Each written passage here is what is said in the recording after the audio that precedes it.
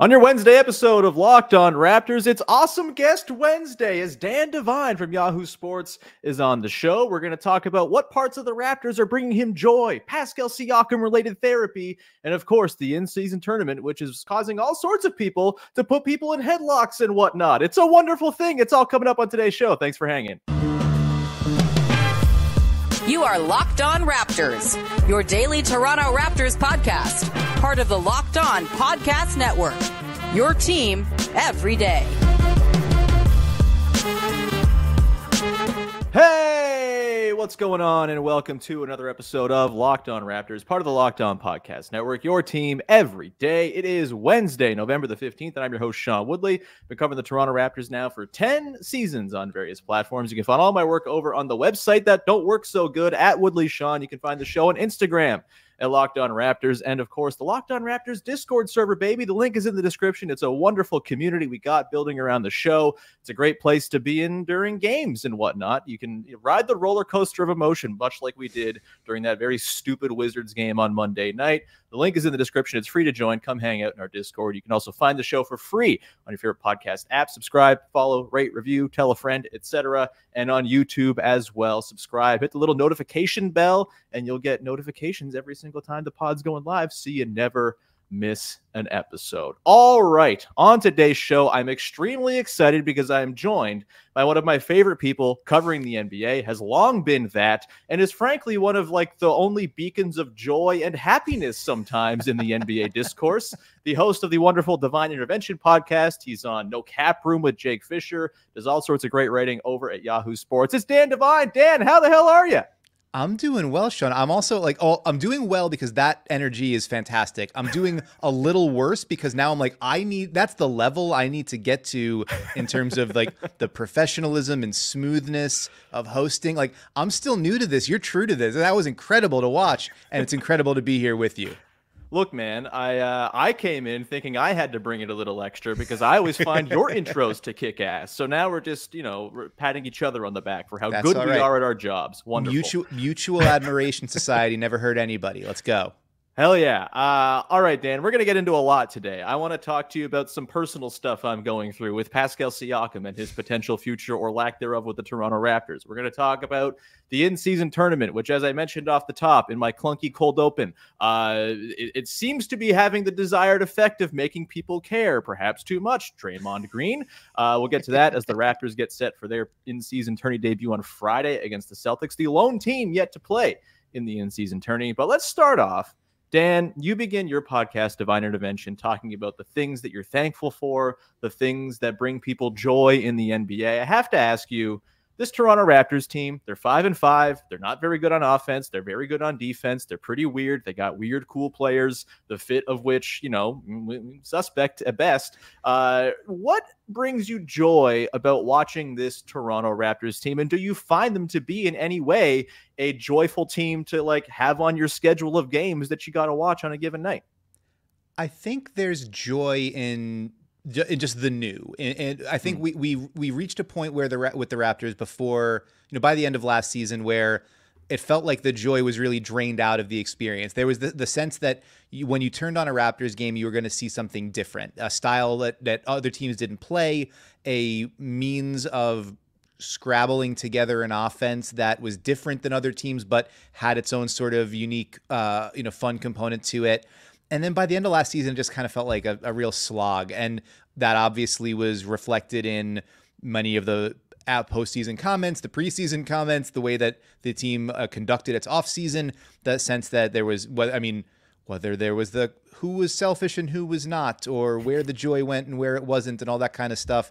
There was a feeling of this needs to be different. It needs to be new in some way. And then, so out goes Nick Nurse, in comes Darko Rajakovic. And then there's an attempt to, there's only so much you can sort of cook different things with the same ingredients, but you can at least try a new recipe, right? And so there is the sense of exploration of, we're going to emphasize ball movement, and we're going to emphasize quick decision making, that 0.5 sort of offense, that idea that stems down from the Greg Popovich disciples and has sort of titrated all throughout the league. And we're going to try to emphasize Scotty Barnes more in a higher usage role, and we're going to see what that looks like. But we're also, we're not going to throw out the baby with the bathwater in terms of still working out of the post a lot, but we're going to try to do a lot more screening off the ball, get more people moving, more people engaged and involved. We're not going to only play 6 guys for most of the time. We're going to let more guys play. With more people, maybe more fun. And there's just a general sense of renewal that I think, the results have redounded to basically the same place, 5-5, and they've got like the point differential of a 5-5 team. And they're a, top 10-ish defense and a bottom 10-ish offense. And so, but how you arrive at those things, I think, can matter a great deal. And in the early going, the ability to arrive at it, with at least a new roadmap, I think it has brought some joy. And I'll be honest with you, watching that big comeback against the Wizards on Monday night, I had the feeling, or it reminded me very much of that big comeback game against the Mavericks a couple of seasons ago, where it was the like Kyle Lowry just won't let us lose game. Yeah. And so while we can argue, and maybe a reasonable, more sober person than me can say, you probably shouldn't need the big comeback win over the Wizards, but getting or the Spurs the week prior, or the Spurs the week prior, yeah. But getting them is better than not getting them, and getting them in a way that maybe makes you feel a little bit happy in the process. Who can argue with that? For sure. You're a national writer, Dan. You watch all these teams, and I'm sure, like with any job, there are days where you're more excited to work than others, and like tasks you like doing more. Sure. And so the Raptors, they were like bottom of the league pass rankings for Zach Lowe. I think they were 29th or 28th. This is a team that does not have a good offense. And I think a lot of sort of like, our fascination with like the Indiana Pacers or last year's Kings is, offense is cool. Offense makes fun watch on Wednesday night or whatever. I'm curious, Dan, is it possible for this version of the Raptors to be like a league pass darling? I've been kind of kicking around this idea. Like, the offense is bad. A lot of the other stuff is not. Like, Scotty Barnes, very cool, unique, throwing no-look passes. They run like maniacs. They're so good in the open court. Obviously, it's only 20% or less of their possessions that they're doing it, but when they do it, it's pretty riveting stuff. And, like, I would like for there to be some space in the collective basketball watching world for us to appreciate cool and good defense, which the Raptors, I think, play and are kind of highlighting and having the exclamation point be a whole lot of Scotty Barnes blocks at the end of these possessions. Can this offensively challenged, running dependent, defense focused team be a league pass darling? Is it a team that you see the general NBA consensus kind of being like, we got to tune into that Raptors game tonight at any point this year? Or do you think they're going to be kind of resigned to the, Orlando Magic fate of, that game's happening, but what else is going on around the league? Right. The I got to eat my vegetables kind of game. Yeah. It's an uphill climb. I'm not going to argue with. I'm not going to lie about that. When in doubt, pursuing points is a pretty viable entertainment watching strategy, and pursuing speed, at which the Raptors, as you mentioned, they at least provide that. The frequency with which they run, the effectiveness with which they do it. The tendency to have the fact that you can have multiple players being the ones who initiate it. Like it's not just you get the ball in the point guard's hands and he's throwing hit-aheads. It's also all of your sort of misbegotten giants that do that on the Raptors too. And that is entertaining. That is engaging. I think what winds up where the consciousness can sort of steer in a team's direction is if you get the sense that they're regularly going to play close games or weird games. And so sure. Like I didn't have to be watching Raptors Wizards. And in fact, it's just like you look at that and you circle it on the calendar, you're probably like, that's maybe there a are stay other away. things to do this night. Maybe Yes. a Costco run. Yeah. Right. Yeah, exactly. Or, organize that filing cabinet that you've been meaning to get to. But when it's like something big and dramatic happened, and now the countervailing dramatic thing of now they're coming back. And also they are, whether they're forcing weird things for the other team or the other team's doing weird things on their own, and then they're capitalizing, like there's at least a dramatic tension to it. And I think the Raptors are capable of creating that and providing that. there are also individual talents who are just who merit that kind of consideration and watching. OG Anunoby is probably always going to be the favorite of a guy who, your basketball hipster kind of guy, because like it's a little bit trickier of a sell to say to somebody, so this guy shows no emotion ever and he just defends everybody really well. It's like, well, all right, cool. Scotty Barnes is a little bit easier of a sell. Siakam, when he's got the spins and the elbows and knees going, like that's a little bit easier of a sell, but it's not high volume and it's not high wire act kind of like, Steph from 35 kind of stuff. And so that's always going to be an uphill climb. But the fact that they are competitive and consistently in games, and that they're probably not going to run away from a whole lot of teams, but a whole lot of teams probably aren't going to run away from them. It provides that kind of like rubber band effect of at least they'll be in dramatic games late. And then, that draws more eyeballs. And if you win more of those than you lose, then maybe the consensus starts to mount. So League Pass darlings, I'm sensing not really in their future, but League Pass body horror freak that you can't look away from? Hell right. Yeah, let's go. All right, exactly. Cronenberg's fly. Let's go for that. The Toronto Brundle flies. Wow. All right. Off to a resounding start. We're going to come back on the other side, Dan. We're going to dig into a thing that I'm hoping you can help me with as someone who hosts a self-help podcast about basketball on Devine Intervention. It's a thing I've been grappling with. The thing the listeners know I've been grappling with is my Pascal Siakam related bias seeps into everything I do. It's going to come up on the other side as we dig into Pascal Siakam, his future, and therapizing my feelings on it. We'll do that in just one sec. But first, got to tell you about today's sponsor, which is eBay Motors. And right now, our partners at eBay Motors have teamed up with Locked On Fantasy Basketball host Josh Lloyd to bring you some of the best fantasy picks each week all season long. Whether you're prepping for a daily podcast or scouting the waiver wire, every week we're going to be providing you the players that are a guaranteed fit on your roster, much like eBay Motors brings you the guaranteed fit for your ride. So let's see who Josh has picked out for us on this week's eBay Guaranteed Fit Fantasy Picks of the Week. He's got Bilal Coulibaly, who we saw on Monday. He's got Keontae George, but he also has one Kyle Lowry, who was not doing so hot to start the year, but the beloved Toronto Raptor, the greatest Raptor of all time, of course, has kind of figured things out with Tyler Hero out of the lineup. He's putting up numbers, and he's being Kyle Lowry all over the place. We love to see it. And Kyle Lowry is your guaranteed fit pick of the week. If we were playing in the Locked On Raptors Fantasy League, in a league with fewer than 16 teams, I'd have Lowry on my team for sure. But there's no one available in this damn league. And so I got to go deeper cuts than what Josh is offering here. However, if you're playing in a normal league with normal people who are not little freaks and sickos like the Locked On Raptors listeners out there, go find Kyle Lowry in your waiver wire and add him to your team. With over 122 million parts for your number one ride or die, you can make sure your ride stays running smoothly. Brake kits, LED headlights, roof racks, bumpers, whatever your baby needs, eBay Motors has it. And with eBay Guaranteed Fit, it's guaranteed to fit your ride the first time, every time, your money back. Plus, at these prices, you're burning rubber, not cash. Keep your ride or die alive at ebaymotors.com. eBay Guaranteed Fit, only available to U.S. customers. Eligible items only. Exclusions apply.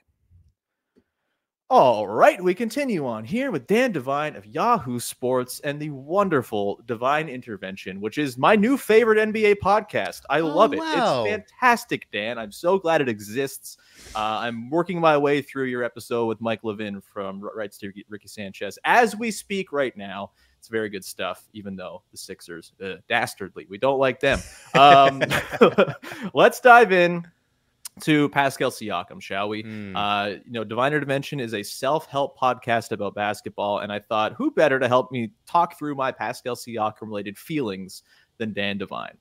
Here's the thing. I am, if nothing else, unqualified for this. It is important that people know I make no claim to actual therapeutic skill or ability. My only experience at it is on the consumer side of that, as opposed to a provider. But in the context of basketball discussions, sure, I'm happy to be a listening ear.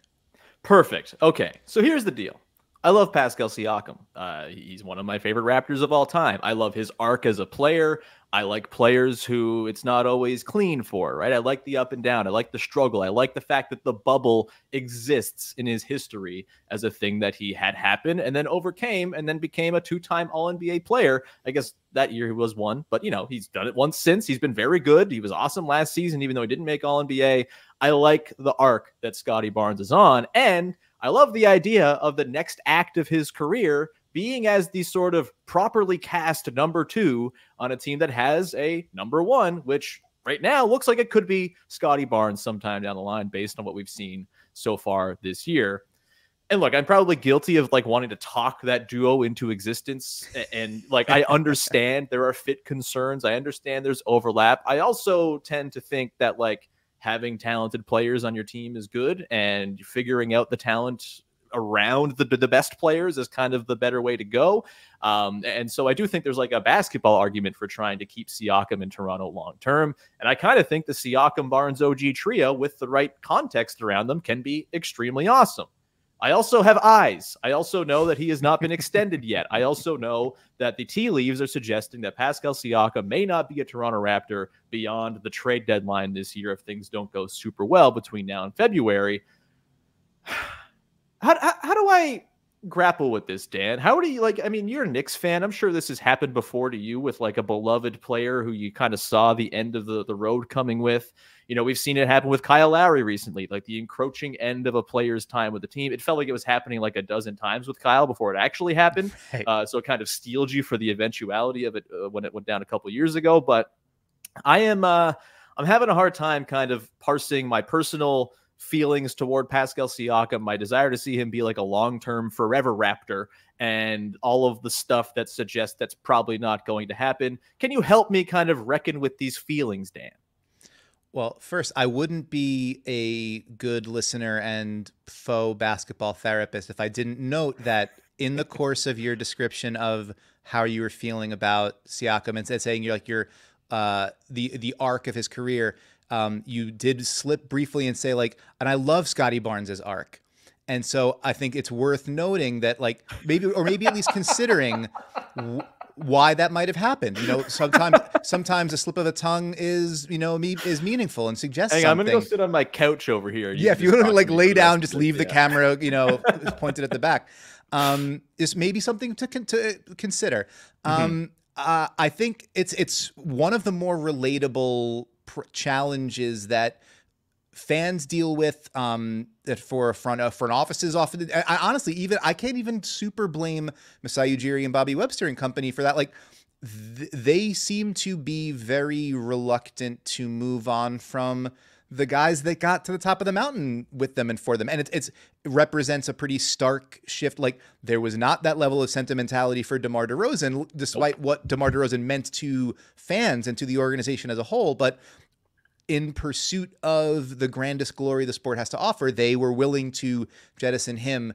And then they got the thing. And then since they got the thing, they have not been willing to actively choose to part ways with the guys that got them there. And I get that. I completely get the sentimentality of that. It can lead to some pretty challenging asset management and roster construction hurdles to navigate. But I super get it. And from the fan perspective, so my version of that guy as a younger fan, it was John Starks. And like, okay, I knew that John Starks was not the best shooting guard in the league. I knew he wasn't a regular all-star. I knew that he bore responsibility for the shooting in Game 7 of that NBA Finals. And yet, and even today, I'm 41 years old and we are very far removed from that. But my immediate knee-jerk reaction to somebody bringing up John Starks' shooting in Game 7 is, well, when he had 27 points in Game 6 of that series and nobody else could make a shot, if anybody else shows up in that game, they win it in 6 and you don't have to worry about Game 7. And so we build these walls for ourselves, right? You put on your armor to go into the comment sections of life and fight for your guy. And Pascal Siakam is a guy worth fighting for. He's a guy worth defending in that way. You mentioned sort of the grand sweep of his career, going from, what was it, like New Mexico? Like sort of a lower tier prospect, not somebody that everybody saw this for, picking the game up late from Cameroon and then coming in through New Mexico and then winding up a, late first round pick and like an energy hustle guy, garbage man that climbs. And here we are. It's not, you invest a lot of yourself in that. And actually, you mentioned the conversation that I had with Mike Levin on Devine Intervention for this week's episode. We were talking about that in the Tyrese Maxey conversation. Sure. Similar situation, late first round pick. People thought he could play, but maybe not at this level. And then you're watching the ascent. And so he, in that part of his journey, is earlier than where you guys are with Siakam. The contract hasn't come yet. The potential complication of the following contract hasn't come yet. And the question of, who would you trade this guy for? Mm-hmm. His positioning on that is like, I can analytically think like there's 15 or 20 guys I would make that choice for, but my feeling is nobody. That's my guy. And so Siakam has been there for you and for Raptors fans. And I think I don't know that it's healthy for me to recommend transferring those feelings to Masai Ujiri. That also might not be fair for Masai Ujiri, but I think from a fan base perspective, you don't want to have to make those choices. You want those choices to be sort of presented to you by the organization. But Masai Ujiri is doing the same thing. It's like a passive aggressive breakup. Like I do want this relationship to be over, but I don't really want to be the bad guy who breaks up with you. So I'm just gonna kind of like start kicking a little more usage to the new guy over here and like move him to the center of the frame and be like, well, it's Scotty's team, but like it's also Pascal's team, but like I'm going to spend more time with that guy. And I'm not going to like talk to you as much. And like I won't reach out. I might ghost you on a couple of like, negotiations for a long-term extension, but like that'll be up to, like I'll wait for you then to then break up with me. So then I'm not the guy who was the bad guy. I was just sort of emotionally disconnected and distant. I guess what I'm saying is that Masai might be modeling toxic masculinity in a way that's not necessarily helpful, but it could be useful for a fan to be able to say, I will transfer my frustration there. And then I don't I don't have to be mad about Pascal. I don't have to be sad about the way it's ending. Or if I'm going to be sad, I can turn it into anger, put it over there. And then at least you have a pillow to punch or a pinata to swing a stick at. And maybe inside there is there's some delicious candy of a future built around Scotty Barnes. I don't know. But I also wouldn't be doing I'm a analytics guy in some capacity too thing if I didn't say they're +8 per 100 with the both of them on the floor together this season. They're good. They're really good. Yeah, like for all the frustration about like who gets to hold the reins and like who's ascending and who's descending, like maybe if they hold the reins together, that wouldn't be the worst thing in the world. Question mark, he says, but I don't know. It's one of the more challenging things a fan has to deal with is seeing like you can see the writing on the wall and you don't have like the eraser. So all I can say to that point is you get to make a choice as a fan of what level of joy you are prioritizing. If you are prioritizing sort of the ultimate goals, it can be tricky to stay in the moment with it. But you can also make the choice every day to be, grateful for and seizing the joy that's in front of you right now. And right now, you've got Siakam coming off of his best performance of the season on a team that is providing some pretty fun basketball to watch. And there are those moments of synergy with him and Scotty, with him and OG, and where like something new is maybe burbling. So I think the advice there is, grab that with both hands and hang on to it while it's there. And then tomorrow is going to be tomorrow. And then when you get to tomorrow, if it doesn't work out the way you like, blame Masai. We're getting places here. This is helping, Dan. I appreciate it. I appreciate that your talk about John Starks' Game 6 in the finals is basically the equivalent of but did you see Pascal's defense in the bubble? It was so good to make it to Game 7 without his incredible defense in lineups where Norm Powell was the small forward. Come on now. I think this is helpful. I think for me, I'm just kind of channeling all of my energy into rooting for any instance in which it looks like it works, and then just kind of like highlighting and circling and being like, use that as your sort of barometer for decision making. And my hope is that they can win up a whole bunch of games here over the next few months and make the decision for Masai. And if not, maybe directing my ire towards Masai is the way to go. Dan, thank you so much. I will, I guess, Venmo you some therapy money. I know it's pricey, but I appreciate it very much.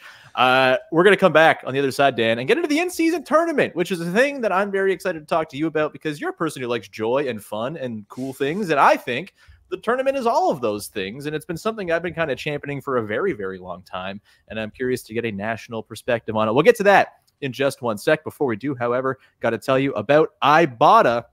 It's a wonderful app where you make money back on the things that you are going to buy anyway. And if you are American, like our guest Dan, or you're a Canadian looking to have a Thanksgiving feast in the last week of November, just because you want to replicate that very cool and fun holiday where everyone decides, hey, Thursday's a holiday, let's just take it off, then you can go get your cash back for stuff you're going to buy for your Thanksgiving feast at Ibotta. Starting November 1st for the 4th year in a row, Ibotta is giving 100% cash back on your Thanksgiving feast. Just add the offers in the app to redeem for everything you need to make your Thanksgiving feast complete. All you have to do is shop at your favorite retailers and upload your receipts. Ibotta gives you cash back on hundreds of grocery items, from produce to personal care to pantry goods. So make sure you can beat inflation by going and getting that cash back on no matter what you are purchasing. Other apps give you points that don't amount to much. With Ibotta, you can get real cash back that you can cash out to your bank account, PayPal, or gift cards. Download the Ibotta app now and use the code LOCKED, LOCKED, to get $100 back. That is 100% cash back on your Thanksgiving dinner starting November the 1st. Just go to the App Store or Google Play Store and download the free Ibotta app and use the code LOCKED, LOCKED. That's IBOTTA in the Google Play or App Store. Use the code LOCKED. All right, rounding things out here. Thanks so much for being along, tuning in. We'll be back again later tonight, as we'll have a post-game episode after Raptors-Bucks. We'll have Katie Heindel on the podcast on Friday for her weekly spot as well. We love Katie, don't we, Dan? Katie. Absolutely, one of my favorite people in this line of work, 1,000%. Hell yeah. All right. Let's get to the tournament, shall we, Dan? The in-season tournament, the Raptors are the last team to have yet to play a game in the tournament so far. Feel like they're missing out a little bit. I don't know if there's going to be some sort of investigation into schedule chicanery. Are we getting that deep into conspiracies in year one of the tournament? I don't know. What I do know is the Raptors play on Friday. I just want to kind of get your thoughts, Dan. I know there's lots of sort of, big mouths around the world of basketball who are like, this is stupid. Nobody should care about this. Why do I care about this? For me, it seems like there's literally no downside. It creates an extra thing that is fun to kind of keep an eye on. The courts are a little bit cool and interesting. My wife, who doesn't care about basketball a lot at all, saw the Sixers court last night and was like, that's fun. That's cool. That's a good thing. And so kind of, going way back when I was still an unemployed blogsman way back in the early 2010s, I wrote on a now defunct blog about how I wanted an in-season tournament so badly. Okay. This has been a thing I've been pining for years. Like, this is not a thing you can find, by the way. That blog is entirely scrubbed from the internet because there was no good blogs on there. But this was at least an idea that could have been a good blog if I were not an idiot and 21 years old and bad at writing. Hey, you deserve to treat yourself more kindly than that. Thanks, man. I'll chip you more money on top of what I sent you in the break.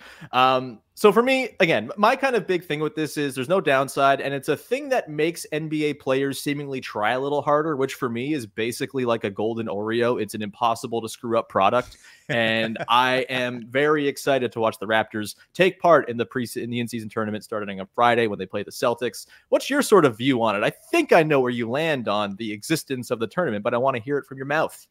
Yeah, I mean, I was going to be watching them anyway, right? So for me, yeah, it is like, oh, this is a different experience for something that I was going to be around for anyway. What is the downside to that, right? If it I would caution a little bit that, as we see on Tuesday night, like everybody fighting, I don't know that that's necessarily pegged to the in-season tournament, like the additional competition of that. It might be more just Rudy Gobert's general irritating nature and Draymond being super aggro. Yeah, fair. Yeah, it might have more to do with like Draymond Green having a lot of stuff to unpack and maybe being still like sort of sore that Anthony Edwards tucked him in on Sunday night and like stuff like that. Years of burbling feuds with Rudy Gobert that appear to be more one-sided than anything. And then there was Lakers Grizzlies had a scuffle, and that's been blowing up for 2 years, and coming off the playoff season. And then there was I think there was something in Spurs Thunder too. And so some of that is just the people involved. It was Zach Collins, Jeremy Sohan, and Chet Holmgren. All those guys seem to be looking for a fight more often than not. So sometimes some of it is just the natural outgrowth of competition, but the fact that it is competitive is a good thing, seems to be a good thing. And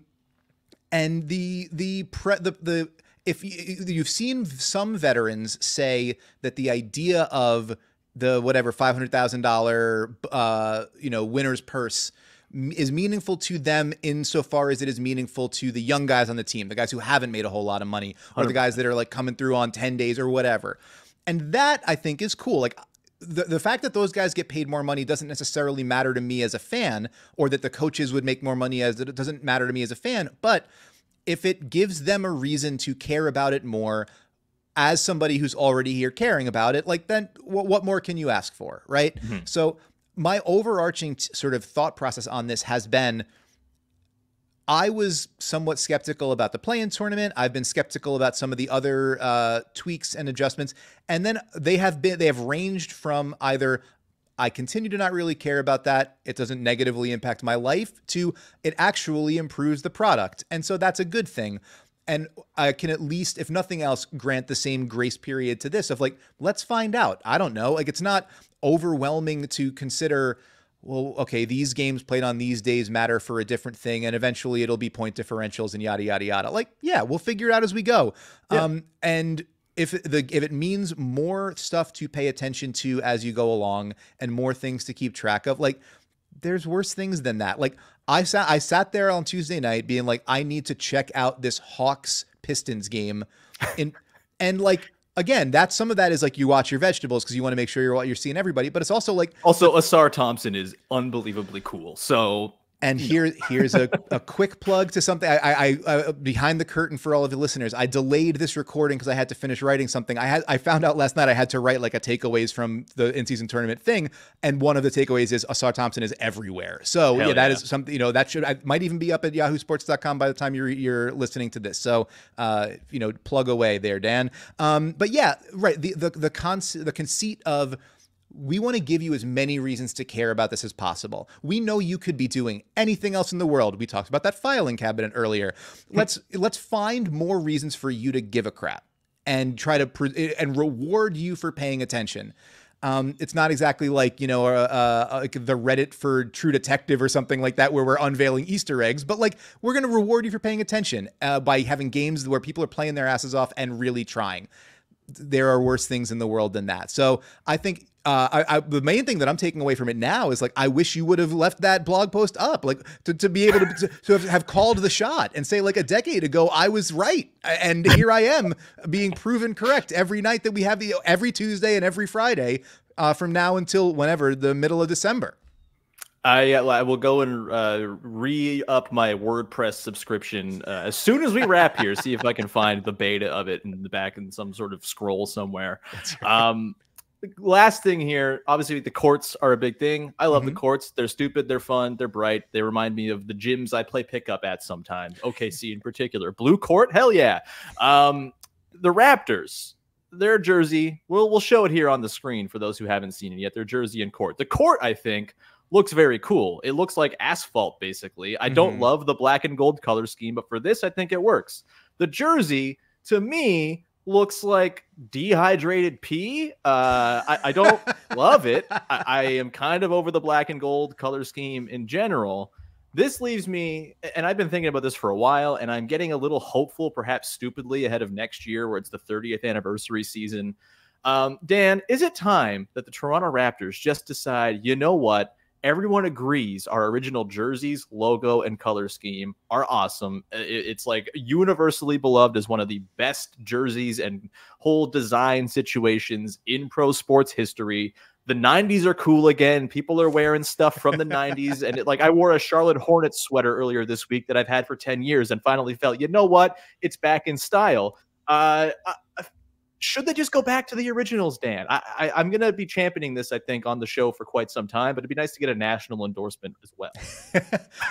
I mean, the idea that my endorsement would carry any weight is phenomenal here. It is more than mine. It's funny though, because you like literally you had mentioned that you wanted to bring this up in the conversation, and my first note on it is, quote, "I'm a little over the OVO gold personally." Like I get why it was a thing. I get the cross cultural and like expand beyond just the NBA sandbox component of whatever we can do to latch on to Drake's buzz and however we can align ourselves with him. It totally made all the sense in the world.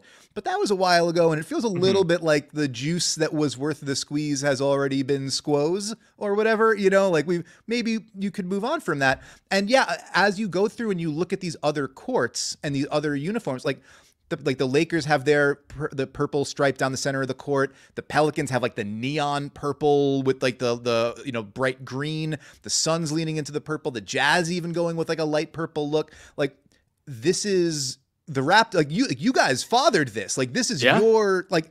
I think leaning into that brand identity makes a ton of sense to me. As you mentioned, like the cyclical nature of style and of fashion, it has come back around. What was a throwback can be cool again. The Hornets doing it with their teal, all those sorts of things.